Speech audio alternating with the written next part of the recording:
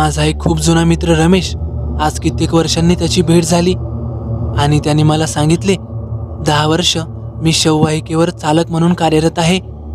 या 10 वर्षात मला अनेक विचित्र आणि काही थरारक अनुभव आलेत. त्याने सांगितलेल्या थरारक अनुभवांपैकी एक अनुभव मी आज आपल्यासोबत शेअर करीत आहे. अनुभव कोरोना काळातील आहे.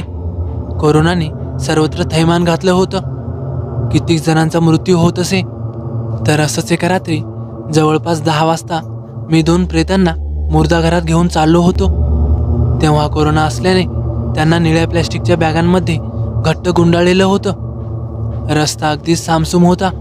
सर्वत्र काळोख पसरलेला होता आणि तेवढ्यात अचानक गाडीच्या समोर निळ्या प्लॅस्टिकच्या बॅगांमध्ये बांधलेल्या डेड बॉडी माझ्या समोर दिसल्या आणि माझ्या काळजाचा ठोका चुकला.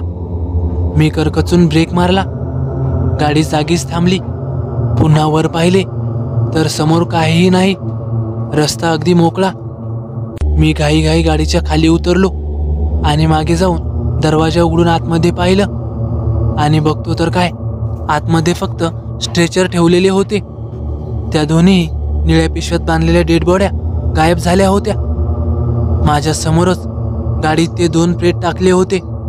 मग अचानक गेले कुठं असा विचार करतच होतो आणि अचानक खांद्यावर एक थंडगार स्पर्श जाणवला आणि अंगावर काटाच उभा राहिला. मी हिम्मत एकवटून मागे पाहिलं. एक माणूस मागे उभा होता. मी कापऱ्या आवाजात त्याला विचारलं, कोण आहेस तू?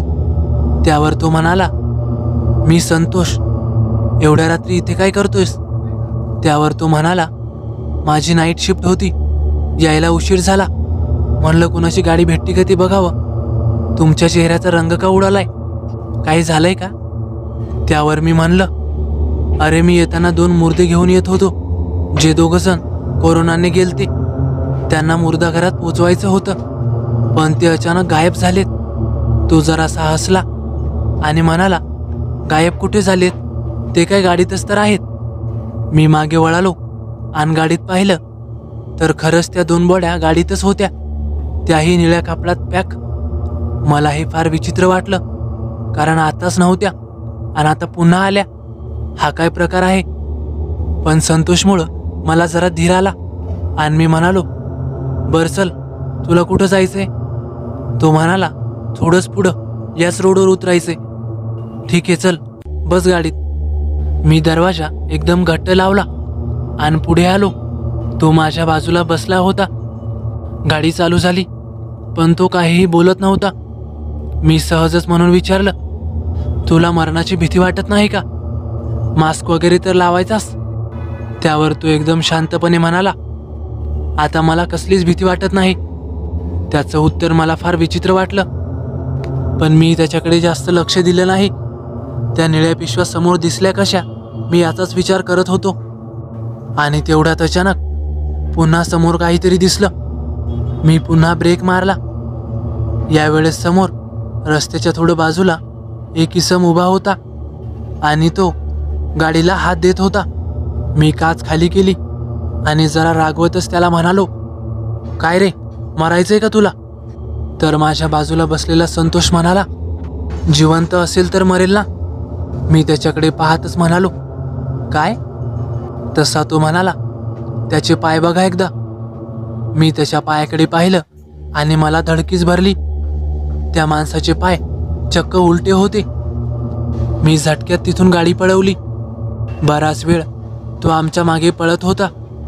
थोड्या पुढे गेलो. शेजारी बसलेला संतोष काहीच बोलत नव्हता. पण एक गोष्ट माझ्या लक्षात आली.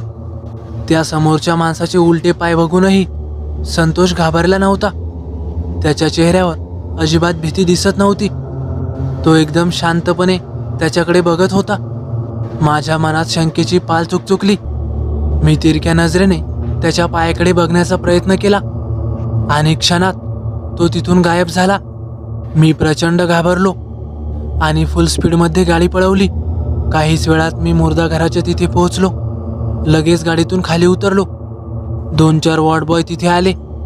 माझे घामाने भिजलेले अंग पाहून ते मला विचारू लागले, रमेश, काय रे, काय झालं तुला? मी घडलेला प्रकार सर्व त्यांना सांगितला. एका वॉर्ड बॉयने एक फाईल आणली आणि त्यामधले त्या दोघांचे फोटो मला दाखवले आणि माझ्या अंगाचे पाणी पाणी झाले.